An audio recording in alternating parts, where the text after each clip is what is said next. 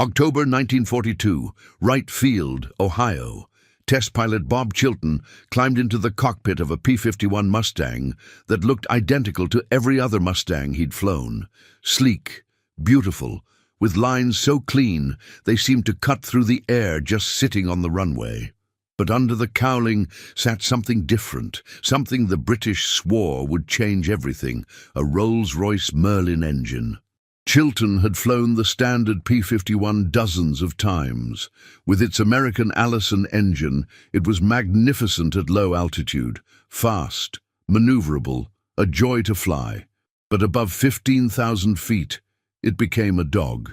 The Allison's single-stage supercharger couldn't maintain power in thin air, and at the altitudes where B-17 bombers fought their way to Germany, 25,000 to 30,000 feet, the P-51 was practically useless, which meant American bomber crews were dying. 25% losses on some missions, boys burning alive over Germany because their fighter escorts couldn't reach them, couldn't protect them, couldn't stay with them all the way to the target and back.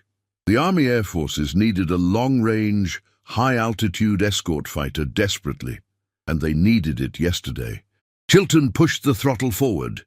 The Merlin roared to life, not the sharp, high-pitched scream of the Allison, but a deep, thunderous growl that seemed to shake the earth.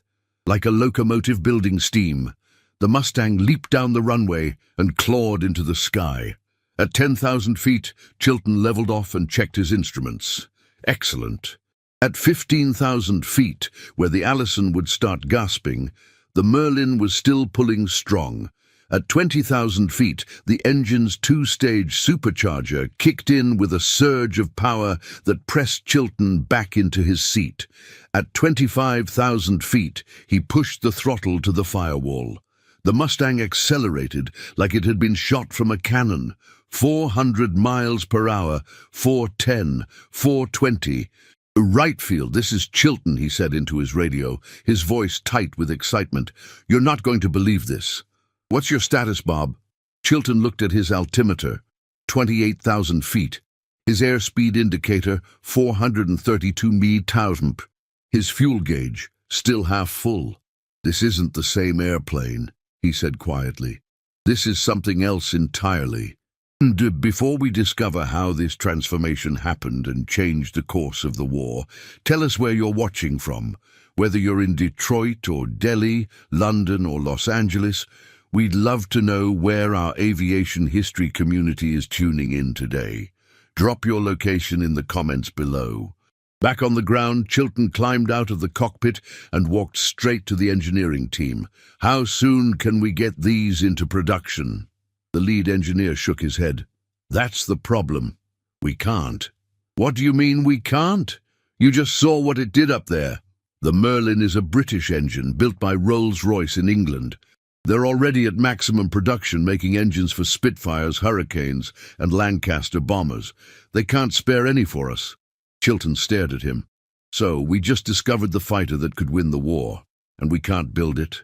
Not unless we find another way to make Merlins. The engineer pulled out a telegram. There might be one option. Packard Motor Company in Detroit. They've been building Merlins under license for the British. If we could convince them to scale up production for American fighters. Then do it, Chilton said, because I just flew the future up there. And every day we delay, more bomber crews die. The engineer nodded slowly. I'll make the call. Disco. What neither of them knew was that the simple solution of building more Merlin engines would require one of the most complex engineering challenges of the war, and would ultimately produce what pilots would come to call the locomotive of the skies. The Merlin engine didn't start as a weapon of war. It started as a dream of speed.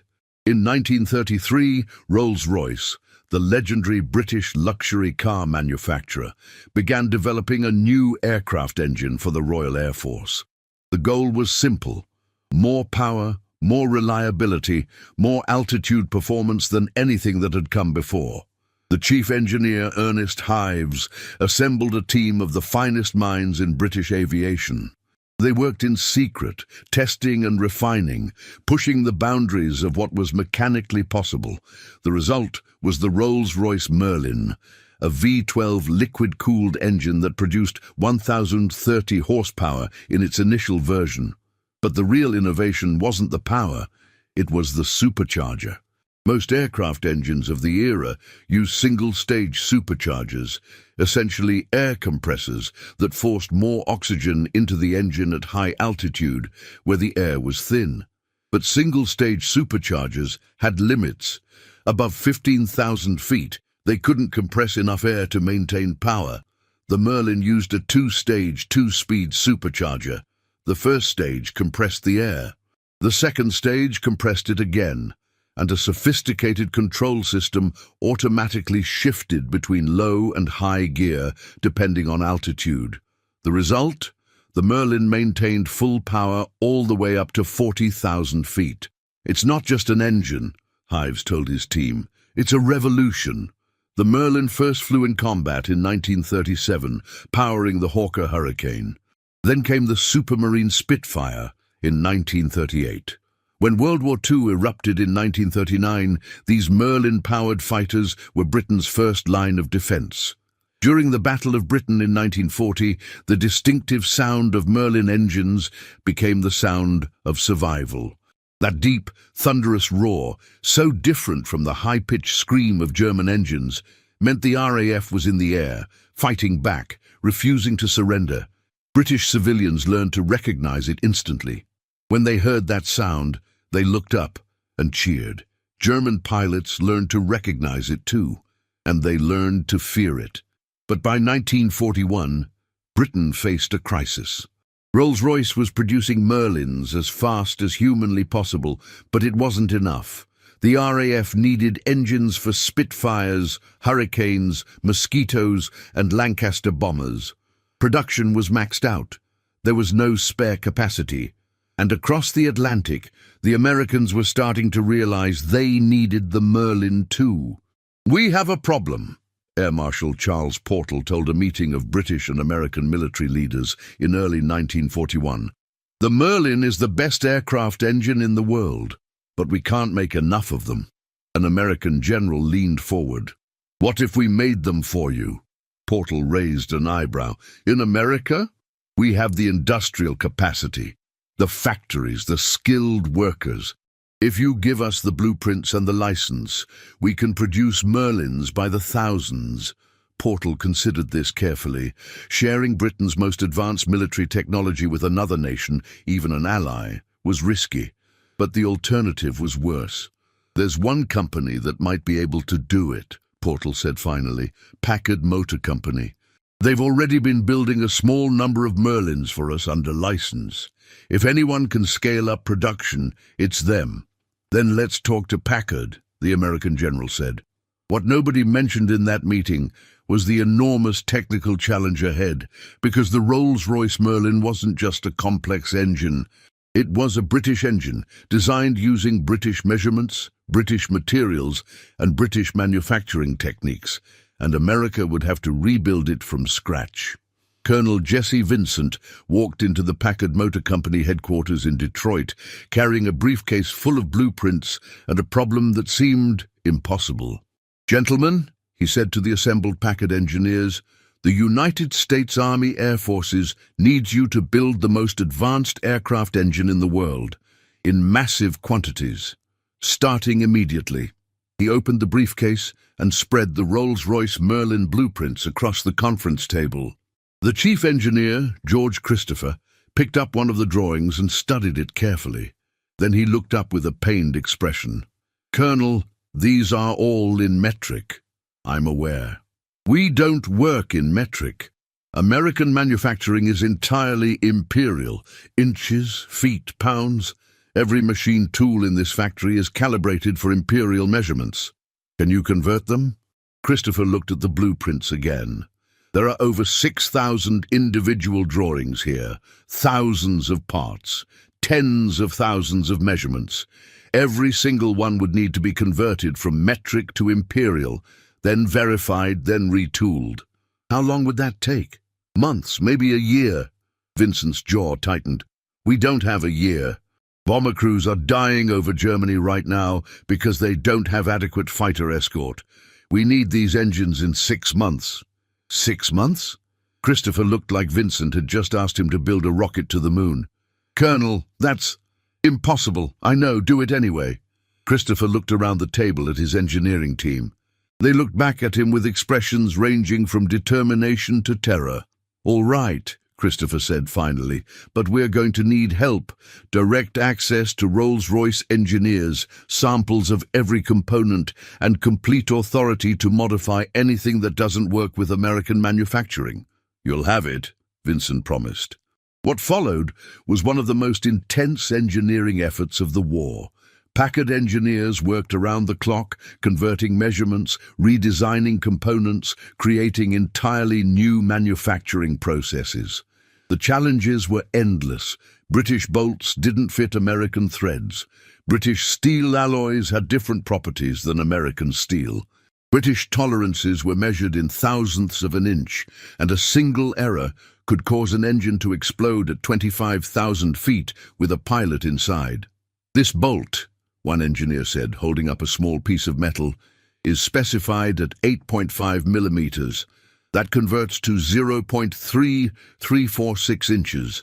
But we don't make 0.3346-inch bolts. We make 11 to 32-inch bolts, which is 0.3438 inches.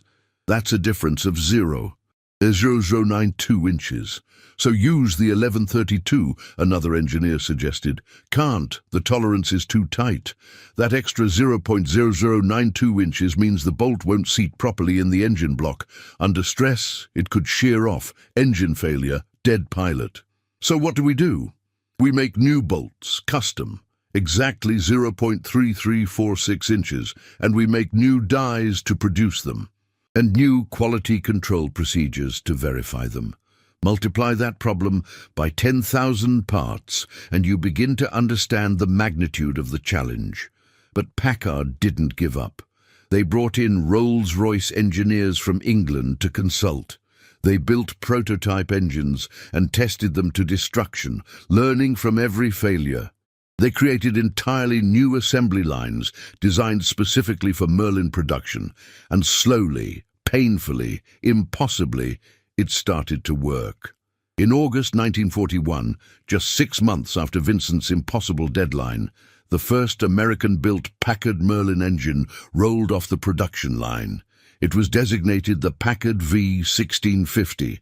Engineers held their breath as they mounted it on a test stand, connected the fuel lines, and hit the starter. The engine coughed once, twice, then roared to life with that distinctive, deep, thunderous sound. The locomotive of the skies had arrived in America. But by early 1943, Packard's Detroit factory was producing Merlin engines at a rate Rolls-Royce had never dreamed possible. 400 engines per month, then 600, then 800. The factory ran 24 hours a day, 7 days a week.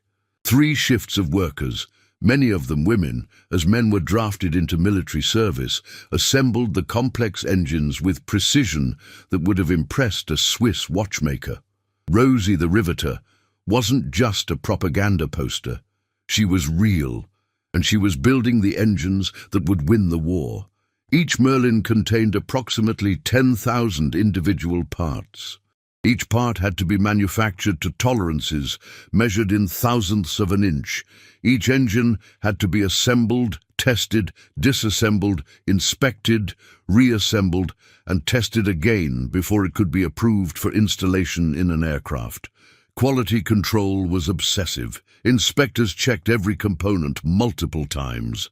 Test runs lasted hours, pushing engines to their limits to identify any weakness before they reached combat.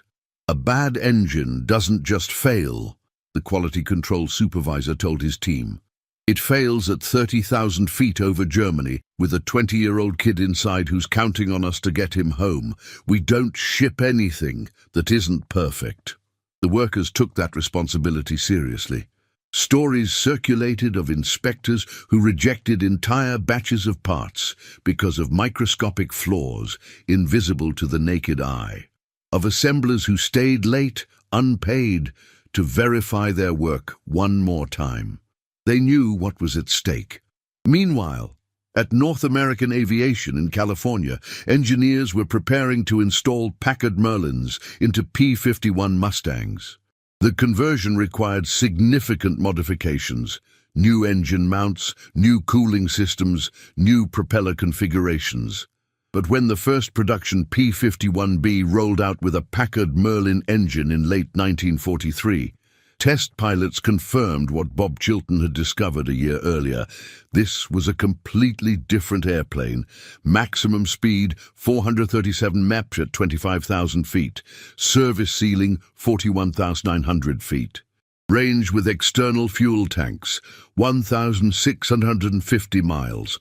For the first time in the war, the Allies had a fighter that could escort bombers all the way to Berlin and back.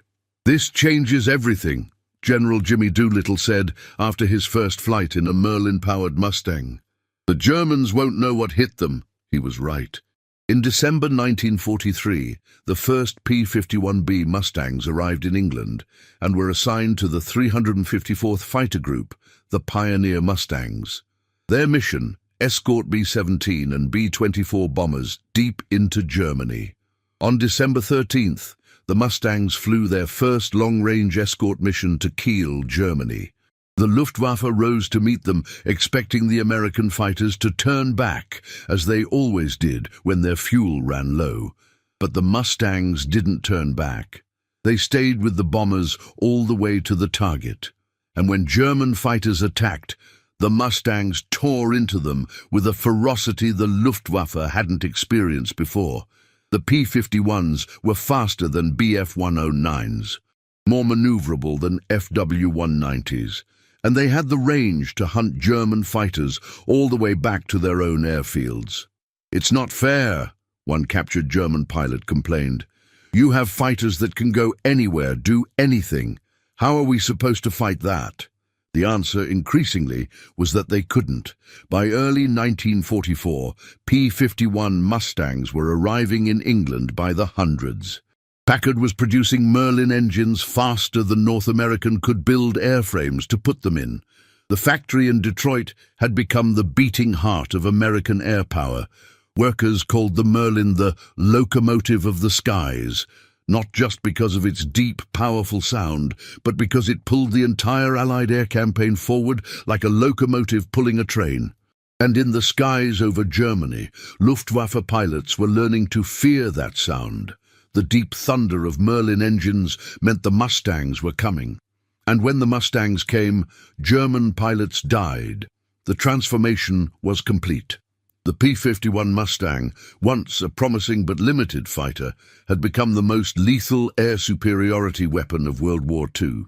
And it was all because of an engine built in Detroit by workers who understood that every bolt they tightened, every part they assembled, every engine they tested was bringing American boys home alive. March 6, 1944. Berlin, Germany.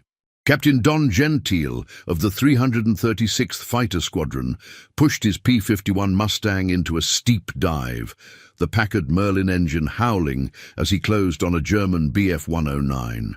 This was the first American fighter escort mission all the way to Berlin, the heart of Nazi Germany, 600 miles from England, a distance that would have been impossible just 6 months earlier. But with the Merlin engine and external fuel tanks, the Mustangs had made it, and now they were hunting. Gentile's gun sight settled on the 109. He pressed the trigger. 650 caliber machine guns roared. The German fighter disintegrated in a cloud of debris. "Splash one!" Gentile called calmly. Around him, the sky was full of contrails and tracers as Mustangs and German fighters tangled in a massive dogfight. But the outcome was never in doubt.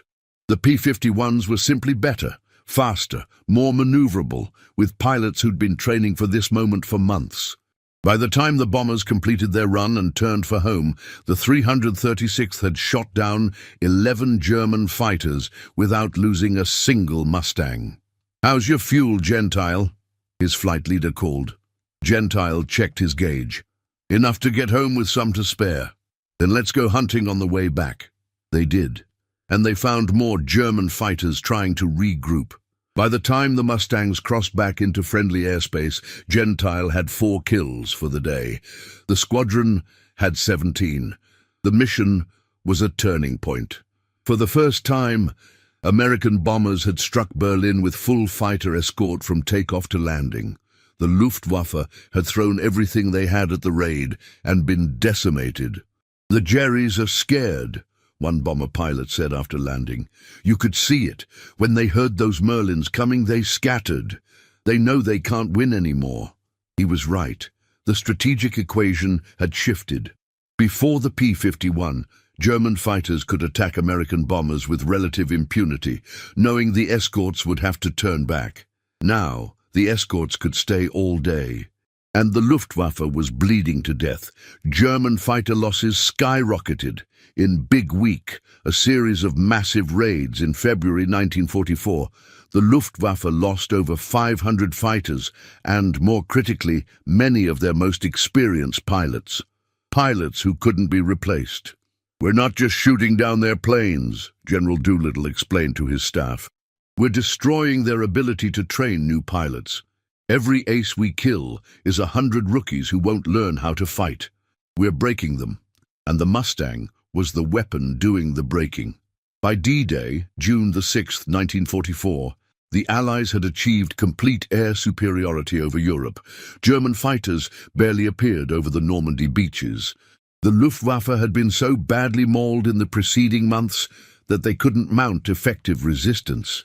"Where is the Luftwaffe?" German soldiers on the ground asked bitterly as Allied planes strafed them unopposed. The answer: shot down by Mustangs, destroyed on the ground by Mustangs, hiding in fear of Mustangs. The P-51 Mustang would ultimately be credited with destroying 4,950 enemy aircraft in the air, more than any other Allied fighter. Another 4,131 were destroyed on the ground during strafing attacks.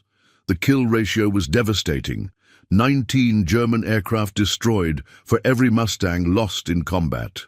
And at the heart of every one of those Mustangs was a Packard Merlin engine, the locomotive of the skies, built by American workers in Detroit and shipped across the Atlantic to win the war. Captain Chuck Yeager, who would later become the first man to break the sound barrier, flew P-51 Mustangs in combat over Europe. Years later, he described what it was like to fly a Merlin-powered Mustang in combat. "You'd be at 30,000 feet, and you'd see German fighters below you," Yeager recalled. "You'd roll over, push the throttle forward, and that Merlin would just sing. That deep, powerful sound that told you that you had all the power in the world. You'd dive down at 500 miles per hour, and the Mustang was rock solid. Stable, responsive. You'd get on a German's tail, and he couldn't shake you. Couldn't outrun you, couldn't outturn you. He was dead, and he knew it. And when you pulled the trigger and saw your tracers hit and saw him start smoking and going down, you felt not happy exactly, but satisfied. Like you'd done your job, like you'd protected the bombers, like you'd brought your guys home." Yeager paused, remembering. The Mustang wasn't just a fighter plane, it was a weapons system. The airframe, the guns, the pilot, all of it was good. But the heart of it, the thing that made it all work, was that Merlin engine. Without the Merlin, the Mustang was just another fighter. Good but not great. With the Merlin, it was the best fighter in the world, and that made all the difference. The numbers support Yeager's assessment. Of the top American fighter aces in Europe, the majority flew P-51 Mustangs. The top ace, Major George Preddy, scored 26.83 kills in a Mustang before being killed by friendly fire in December 1944. But the Mustang's impact went beyond individual kills. It fundamentally changed the strategic balance of the air war. Before the P-51, the Allied bombing campaign was failing, losses were unsustainable, targets weren't being destroyed. The Luftwaffe was winning. After the P-51, the bombing campaign became unstoppable. German industry was systematically destroyed. Oil refineries, ball-bearing plants, aircraft factories, all reduced to rubble. And the Luftwaffe couldn't stop it because they were too busy trying to survive against the Mustangs. The P-51 Mustang was the most important aircraft of World War II, historian Stephen Ambrose wrote, not because it was the best fighter, though it was, but because it made strategic bombing possible. And strategic bombing broke Germany's ability to wage war. At the center of that achievement was an engine designed by British engineers, built by American workers, and installed in an American fighter that became a legend. The Locomotive of the skies had pulled the Allies to victory.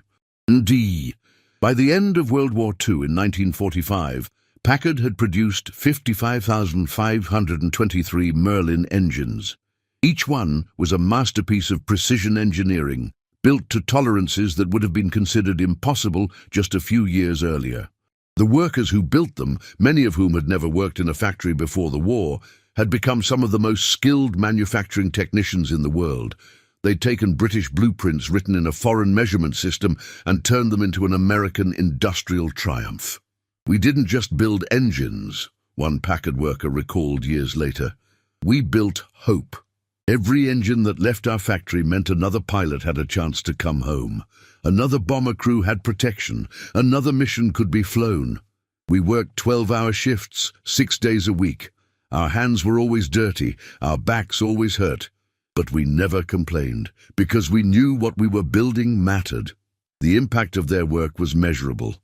In 1943, before P-51 Mustangs became widespread, the 8th Air Force lost 176 bombers per month on average. By late 1944, with Mustangs providing escort, that number had dropped to 40 per month, a 77% reduction. Each bomber carried a crew of 10 men. That meant the Mustang, and the Merlin engine that powered it, was saving approximately 1,360 American lives every month. Over the course of the war, that added up to tens of thousands of men who came home because a Packard worker in Detroit had tightened a bolt correctly, or an inspector had caught a flaw, or an engineer had solved an impossible problem. The Merlin engine also powered other legendary aircraft, the British Spitfire, which saved Britain during the Battle of Britain, the de Havilland Mosquito, the fastest bomber of the war, the Avro Lancaster, which carried the war to Germany's cities. But it was in the P-51 Mustang that the Merlin achieved its greatest fame. The combination of North American aviation's brilliant airframe design and Rolls-Royce's revolutionary engine, built in massive quantities by Packard, created something greater than the sum of its parts. It created a weapon that changed history. After the war, many P-51 Mustangs were sold as surplus. Some went to foreign air forces. Some were bought by civilians and converted to racing planes. A few were carefully preserved in museums. And at air shows across America, when a restored P-51 Mustang fires up its Packard Merlin engine, crowds still gather to hear that sound. That deep, thunderous roar. The sound that once meant salvation to bomber crews over Germany. The sound that once meant death to Luftwaffe pilots. The sound of the Locomotive of the skies. In 2024, fewer than 200 P-51 Mustangs remain airworthy worldwide. Each one is a precious artifact, maintained by dedicated volunteers and aviation enthusiasts who understand the historical significance of these machines. At the National Museum of the United States Air Force in Dayton, Ohio, a P-51D Mustang sits in a place of honor. The placard beside it tells the story of the aircraft's combat record: 47 missions, 3 aerial victories, 0 losses. But there's another placard next to it, one that tells a different story, the story of the Packard Merlin engine. "This engine," the placard reads, "represents one of the greatest industrial achievements of World War II. It combined British engineering genius with American manufacturing capability to create the power plant that gave the Allies air superiority and helped win the war. Visitors stop to read the placard. Some take photos. A few, usually older men, veterans themselves, stand quietly for a moment, remembering. One elderly man, a former B-17 pilot, touches the Mustang's propeller gently. "This airplane saved my life," he says quietly to his grandson. "I was flying missions over Germany in 1944. We'd lost so many planes, so many friends. Every mission felt like a death sentence. Then the Mustangs showed up. And suddenly we had a chance. When you heard that sound, that deep roar of the Merlin engines, you knew you were going to be okay. The Mustangs were there. They'd protect you." His grandson looks at the sleek fighter plane. "It's beautiful." "It's more than beautiful," the old pilot says. "It's the reason I'm standing here today. The reason I got to come home, get married, have your father meet you, all because of this airplane and the engine that powered it." He pauses, his hand still on the propeller. "People talk about the greatest generation, about the sacrifices we made. But I think about the people who built this engine, the workers in Detroit who never fired a shot, never flew a mission, never saw combat. But they won the war just as surely as any pilot or soldier. Every bolt they tightened, every part they assembled, every engine they tested, they were saving lives, my life. And they did it with a precision and dedication that still amazes me." His grandson nods, beginning to understand. "The locomotive of the skies," the old pilot says, reading the placard. "That's what they called it. And it pulled us all the way to victory." The story of the Packard Merlin engine is more than a story about technology. It's a story about what's possible when brilliant engineering meets industrial determination. The Rolls-Royce Merlin was a masterpiece of British design, a revolutionary engine that pushed the boundaries of what was mechanically possible. But Britain alone couldn't produce enough Merlins to meet the demands of global war. Packard Motor Company took that British masterpiece and did something equally remarkable. They figured out how to mass-produce it. They converted 6,000 metric blueprints to imperial measurements. They created entirely new manufacturing processes. They trained workers who'd never built aircraft engines before to work to tolerances measured in thousandths of an inch. And they did it in 6 months, a timeline that should have been impossible. The result was 55,523 engines that powered the aircraft that won the air war over Europe. Engines that were so reliable, so well built, that many of them are still running today, 80 years later. The Merlin engine represents the best of both British and American engineering. Aviation historian Barrett Tillman wrote, "British innovation and American production, British precision and American scale. Together they created something neither nation could have achieved alone." The P-51 Mustang, powered by the Packard Merlin, became the symbol of Allied air superiority. It was faster than German fighters. It had longer range. It was more reliable. And there were thousands of them, an endless stream of silver fighters that filled the skies over Europe and ground the Luftwaffe into dust. German pilots called them the Plague. And they learned to fear the sight of Mustangs and the sound of their Merlin engines, that deep, powerful roar that announced death was coming. But to Allied pilots and bomber crews, that sound meant something entirely different. It meant protection. It meant hope. It meant they had a chance to complete their mission and come home alive. "When you heard the Merlins," one B-17 pilot wrote in his diary, "you knew you were going to make it. The Mustangs were there, and nothing could touch you." The locomotive of the skies had earned its name, like the steam locomotives that had revolutionized transportation in the 19th century. The Merlin engine revolutionized air warfare in the 20th. It was powerful, reliable, and produced in quantities that overwhelmed the enemy. And it changed the course of history.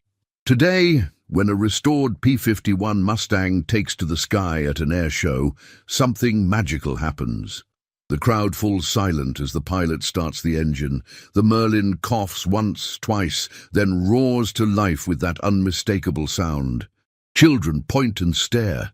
Adults pull out their phones to record. Veterans stand at attention, tears in their eyes. And for a moment, history comes alive. The Mustang taxis to the runway, the Merlin's exhaust stacks glowing cherry red.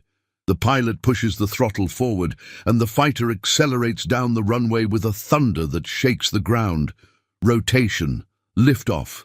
The Mustang climbs steeply, the Merlin pulling it skyward with effortless power. Then the pilot rolls the aircraft inverted and pulls through, the Mustang's elliptical wings catching the sunlight as it screams past the crowd at 400 miles per hour.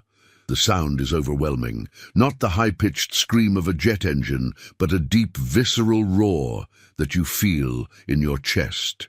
The sound of 12 cylinders firing in perfect synchronization, the sound of 490 horsepower unleashed, the sound of the locomotive of the skies.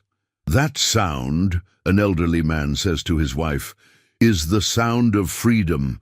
That's what saved us. That's what won the war. He's right. The Packard Merlin engine, built by American workers in Detroit, designed by British engineers in Derby, installed in American fighters in California, was one of the decisive weapons of World War II. It gave the Allies air superiority. It protected bomber crews, it destroyed the Luftwaffe, and it helped bring the war to an end.